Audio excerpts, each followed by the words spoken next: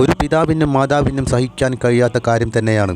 കളിച്ച് ചിരിച്ച് നടന്നിരുന്ന പൊന്നുമോൻ ഒരു വേളയിൽ ചേതനയറ്റ് തങ്ങളിൽ നിന്ന് വിട്ടകന്നു പോകുന്നത്. അതിൻ്റെ വലിയ പ്രയാസത്തിലൂടെ തന്നെയാണ് ഈ കുടുംബം കടന്നു പോകുന്നത്.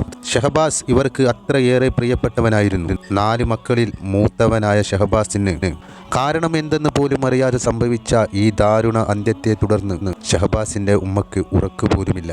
നിരന്തരം രാത്രികളിൽ ഞെട്ടി എഴുന്നേറ്റ് എൻ്റെ ഷഹബാസ് മോൻ എവിടെ എന്ന് ഈ ഉപ്പയോട് ചോദിച്ചുകൊണ്ടിരിക്കുന്നു ഈ പ്രിയ മാതാവ്.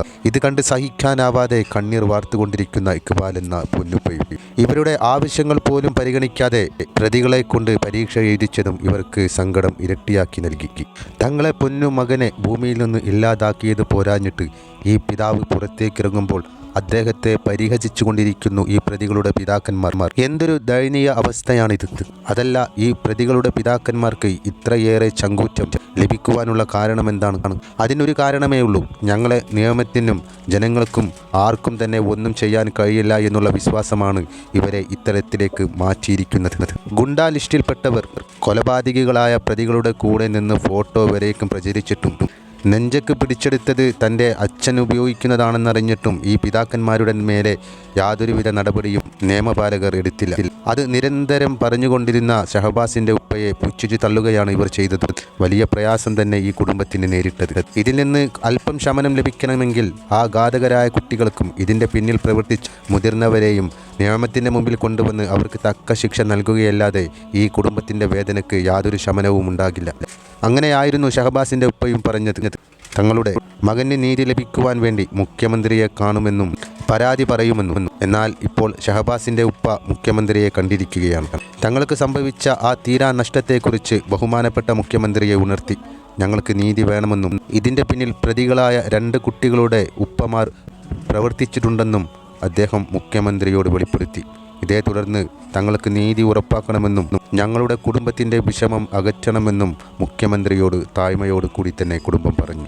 ഇതിന് നിയമ നടപടി ഉണ്ടാകുമെന്ന് മുഖ്യമന്ത്രി കുടുംബത്തിന് വാക്കും നൽകി.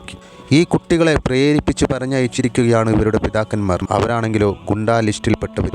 ഷഹബാസിന് നീതി ലഭിച്ചില്ലെങ്കിൽ അത് സമൂഹത്തിന് വലിയ ദോഷമാകുമെന്നുള്ള കാര്യം പറഞ്ഞറിയിക്കേണ്ട കാര്യമില്ല. ഒട്ടനേകം മക്കൾക്ക് ഇതുപോലെ ദാരുണമായി ജീവൻ നഷ്ടപ്പെടാതിരിക്കണമെങ്കിൽ ഷഹബാസിൻ്റെ കൊലപാതകത്തിന് പിന്നിൽ പ്രവർത്തിച്ച മുതിർന്നവരെയും കുട്ടികളെയും എല്ലാം നിയമത്തിന് മുമ്പിൽ കൊണ്ടുവന്നു തക്ക ശിക്ഷ നൽകിയിട്ടല്ലാതെ ഇത്തരം പ്രവർത്തനങ്ങളിൽ നിന്ന് ഒരിക്കലും നമ്മുടെ കൊച്ചു കേരളത്തിന് രക്ഷപ്പെടാനാകില്ല. ഷഹബാസിൻ്റെ ഉമ്മ മുഖ്യമന്ത്രിയെ കാണാൻ പോകുമ്പോൾ തൻ്റെ വിഷമം പൂർണ്ണമായും അദ്ദേഹത്തോട് പറയുമെന്ന് പറഞ്ഞാണ് പോയത്. പക്ഷേ മുഖ്യമന്ത്രിയെ കണ്ട ഷഹബാസിൻ്റെ ഉമ്മക്ക് തൻ്റെ മകൻ്റെ തീരാ നഷ്ടത്തെക്കുറിച്ചുള്ള വേദനയെക്കുറിച്ച് മുഖ്യമന്ത്രിയോട് പറയാൻ പോലും കഴിഞ്ഞില്ല. അവർ അപ്പോഴേക്കും കരഞ്ഞു തളർന്ന് അവശനിലയിലായി. തൻ്റെ മകൻ്റെ വേർപാടിനെക്കുറിച്ച് ഓർക്കാൻ പോലും ഈ മാതാപിതാക്കൾക്ക് ഇതുവരേക്കും കഴിഞ്ഞിട്ടില്ല. ഞാൻ സൗകര്യം ചെയ്യുന്ന മുഖ്യമന്ത്രിക്ക് നമ്മൾ നന്ദി പറയുകയാണ്.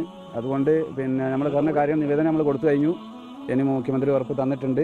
ആ ഒരു പ്രതീക്ഷയിലാണ് നമ്മൾ മുന്നോട്ട് പോകുന്നത്. ഇതിൽ പിന്നിൽ ആളുകളുണ്ട്, അതായത് രക്ഷിതാക്കളായ ആളുകളുണ്ട്. പ്രേരണ കുറ്റാണല്ലോ. അതായത് സാധനം കൈവച്ചതുകൊണ്ട് കയ്യിൽ വെച്ച് ആ ഒരു ഇതൊക്കെ ഉള്ളത് കൊണ്ട് നമ്മൾ എന്താണ് ഒരു പ്രതീക്ഷ ഉണ്ട് നമുക്ക് നീതി കിട്ടുമെന്ന്.